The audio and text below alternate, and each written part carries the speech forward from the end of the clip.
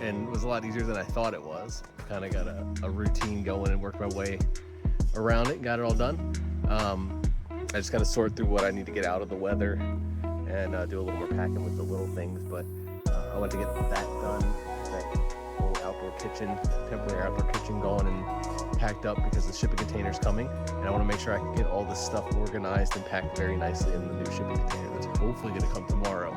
It's been delayed a lot, but hopefully it will come. Yeah, I guess that's it for now. I'm just kind of working around the property a little bit, and then tomorrow I'll be working around the property while I'm waiting on the shipping container delivery. Just kind of getting things buttoned up for the winter, packed up and organized. It's gonna be nice. Oh man. All right, that was fun.